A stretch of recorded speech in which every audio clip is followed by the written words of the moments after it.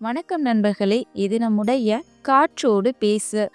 இன்னைக்கு நாம இந்த வீடியோல திருவெம்பாவையின் பாடல் 4ஐயும் அந்த பாடல் நமக்கு தரக்கூடிய வாழ்வியல் கருத்தையும் தான் தெரிஞ்சுக்க போறோம்.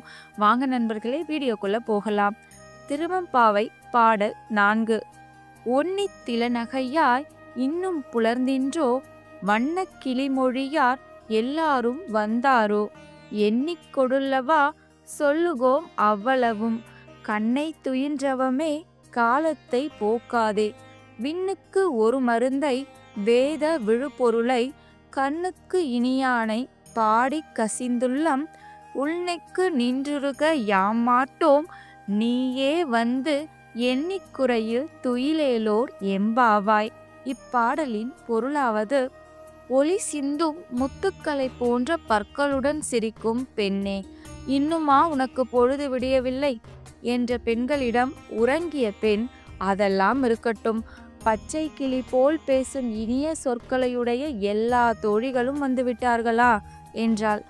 எழுப்ப வந்தவர்களோ, அடியே, உன்னை எழுப்புவதற்காக வந்த பெண்கள் எத்தனை பேர் என்பதை இனிமேல்தான் எண்ண வேண்டும். அதன் பின்பு எண்ணிக்கையை சொல்கிறோம்.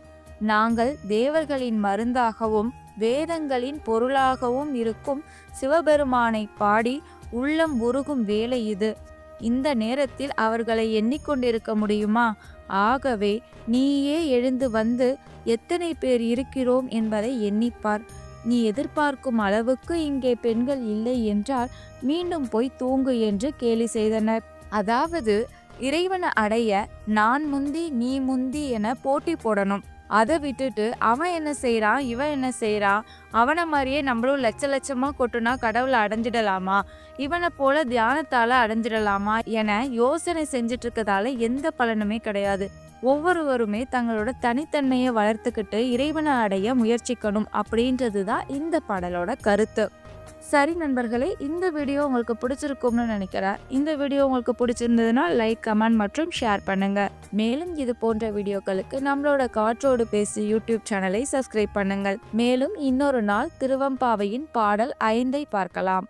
நன்றி, வணக்கம்.